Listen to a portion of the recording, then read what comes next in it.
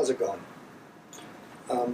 I was watching a video a few days back about a family of tourists from Germany, young couple, two small kids. They were sightseeing in Death Valley. They went onto a dirt road and got stuck and tried to walk out of the desert, and all four of them died. They perished because they were unprepared and unfamiliar. So I figured I'd make a video and show what I take with me, even if I'm just going out into the bush for an afternoon, just take some pictures. That I always have in my Jeep whenever my wheels leave the asphalt. And what I carry, most of it in this backpack, is 3 to 4 days worth of supplies.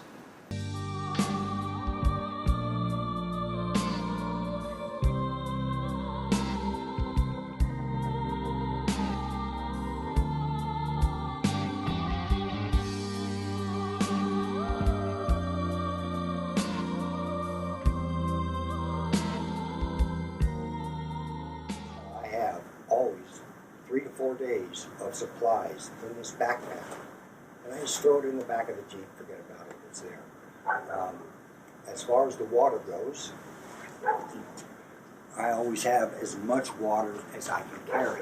Now you're supposed to drink a gallon a day, or 4 liters, and that's normal. That's an average for an adult male. It could be more if you're sweating, strenuous, and you can survive on less for longer, but you need water.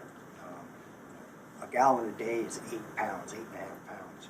So 3 to 4 days, that's a lot of weight, and it's bulky. It takes a lot of space. So that said, I can put as many of these types of bottles, or just regular plastic water bottles, I slap in the backpack. I also carry, that's in the back of my Jeep, strapped down so it doesn't fly around, is a water jug. This is a week's worth of water. It's 7 gallons. That's a considerable amount of water. And these containers, I love these containers. I have 3 or 4 of them. And they cost about $13 at Walmart. Hold 7 gallons. They are sweet. They're nice. And also involved with water is I always carry a water filtration system, and that goes in here also. You can run across a muddy puddle, and you need to filter it. You need to make it safe to drink. Always carry this. Doesn't weigh anything, not very big. So I always carry this with me. And you got food. Food, I always have at least 3 days of freeze-dried food. But that doesn't weigh anything. It lasts forever. So I always keep 3 to 4 days worth of those in there. That's 2 meals a day. You can also throw in, some beef jerky, some trail mix, protein bars. Just toss them in there, and you'll have them. Of course, with the food, you got to be able to cook it. So, I carry this little mess kit propane stove that attaches to that little propane container. This weighs nothing. It's very small. This actually weighs about twice what this does, and this is that isn't heavy either. So I got a way of boiling my water for the food. You can throw a couple of tea bags in there, if you wanted to splurge. I got that. Of course, the ever popular spork. Need that. So you got food, water, and that leaves shelter. So with the shelter, I always carry a small tarp. It's about 6.5 feet long, about 3 or 4 feet wide, I think. That's enough to make a lean-to tent.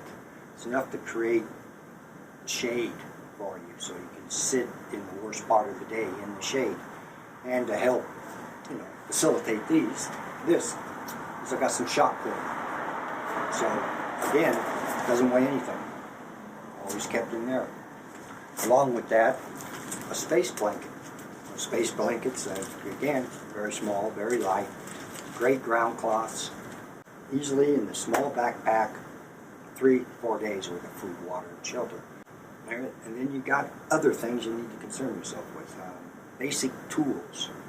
And so again, in the backpack, I have this, lightweight backpacking machete.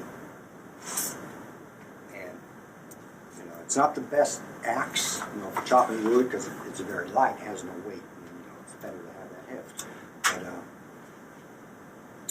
But it's handy. Throw it in the backpack. Another thing basic tools you need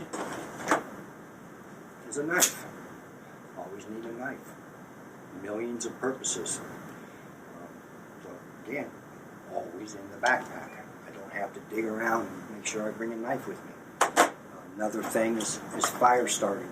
So, I throw a couple old Bic lighters in there, and I got a fire stick. Start a fire. Since I have a dog, I bring, he has no thumb, so I can't drink out of the bottle. I bring a little collapsible bowl so he can drink. Another thing to put in there, which I forgot to take out, I keep it charging, is a flashlight. Another thing to think about is clothing. If it's hot in the summertime, I throw in a long sleeve shirt in there, a light tropical, designed for the tropics, long sleeve shirt. It keeps the sun off you. You don't want to be caught in the desert in a t-shirt or a Hawaiian shirt, shorts and sandals. It's not going to help you survive. What you need is to keep the sun off you. And so a lightweight, long sleeve shirt, long pants, and some decent hiking boots. And of course socks. A cowboy hat, a hat with a wide brim is better than a baseball cap. And of course a baseball cap is better than nothing. You want to keep the sun off you. Your survival chances do not increase with a 3rd-degree sunburn. It just won't. There's a reason that traditional Arab culture in the Sahara, they're wearing long, loose, flowing robes. It helps. It keeps you cooler. Another thing to bear in mind when you're walking in the desert is that you're sweating, but you don't know it because the sweat is immediately evaporating. So you're not aware of how much fluid, how much water you're losing. So just bear that in mind. So you got that. You got food, water, shelter, clothing, basic tools. You may get injured. It's always a possibility that you'll take a fall. So first aid kit, again, always thrown in there. Now this first aid kit is not the best. We'll take care of basic cuts. It's got Band-Aids, disinfectant, tweezers, that type of stuff. It's not, a real good first aid kit. But what I also always carry, this I just keep in the backpack. But what I also always carry is a trauma kit. And this is designed for offshore sailors. So it's blue water sailing, and it's got splints. You can stitch yourself up. It is a proper trauma kit. So this is always in my Jeep. I don't keep it in the backpack because it's just way too big. But this is always with me in the Jeep. Another thing, you got 3 to 4 days of supplies. You got the first aid kit, basic tools. You still may have to walk. So to walk out, you need to know where you're at and which direction to go. In order to do that, I always have a compass with me. Again, it fits in the backpack, not an issue. And they're foolproof. It's a compass. You can't get any more basic than that. It points where north is. You have to have a decent quality map. So I always carry a detailed topographic map with me of the regions I'm in. And again, I always put them in here. When I'm just out, if I don't have any problems, I rely on Gaia. I got Gaia on my tablet. It's great, right? But if I got to leave the Jeep, I'm not taking it with me.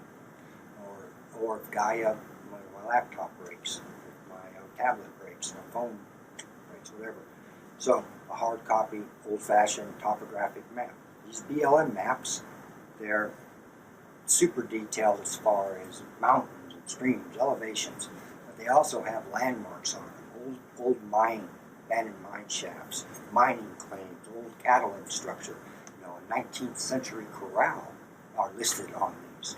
They're worth having, and they're very cheap. They're like $3 each at any BLM land office. You can't walk out of the desert if you don't know where you're going. Another thing is signaling for help. You can't call 911. I get 15 miles from where I'm sitting right now, and I probably won't have cell phone coverage. You have to know how to signal. You have to be capable to signal. And one of the best ways of doing that is signaling mirrors. Break off the mirror off your Jeep. Use it as a signaling mirror. What I always carry is an EPIRB. An EPIRB is an emergency positioning system that sends a SOS signal to NOAA. And then NOAA will organize search and rescue with the local authorities. But it is only to be used in a life and death situation, and it's no two-way communications. You turn it on, it transmits a distress signal. And the bad thing about it is not two-way. It's not as good as a satellite phone. Basically, open it up, put the antenna up, and you turn it on. And that's it. You just set it, and it just beeps away your position. But it's only life and death situation. It's waterproof. It floats.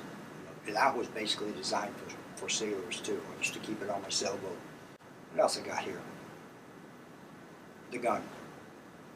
Now this is a personal choice for me, but I always carry a pistol. And this is a Walther PPQ 9mm.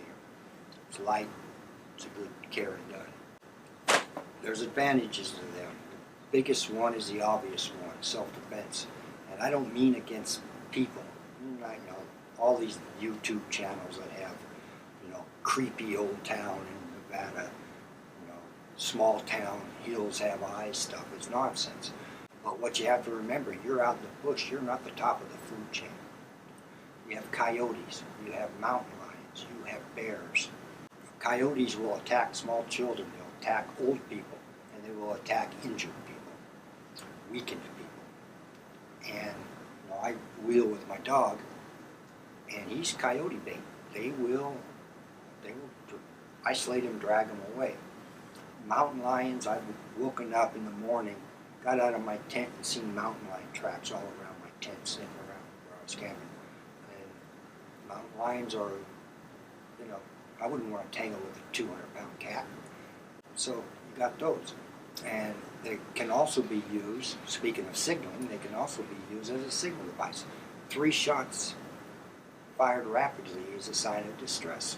Somebody hears that, they will come. That's an official distress signal, and it can be heard for long distances. And then another advantage to carrying a weapon with you is you can shoot a jackrabbit. That's food. That's protein. Not very good protein, but it's protein. So there's reasons I carry one. But you also got to be aware that regulations from state to state change dramatically. In Nevada, I can carry that on my hip and walk down the strip. Not illegal. You need a license for concealed. That's it. But open carry you can do. I go to California, I try that, I'm going to jail. So be aware.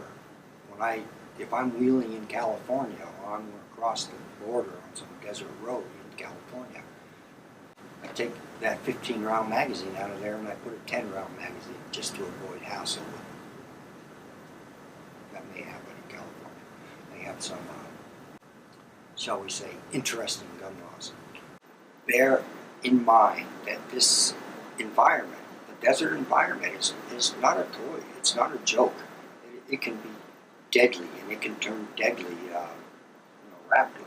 Just be prepared in case you get stuck.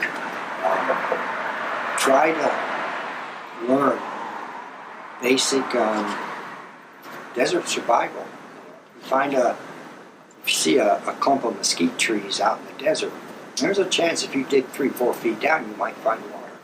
there's plans that will sustain you. Just try to get, you don't have to be, like a Green Beret survivalist type guy, but just get on the internet and do some basic, simple research.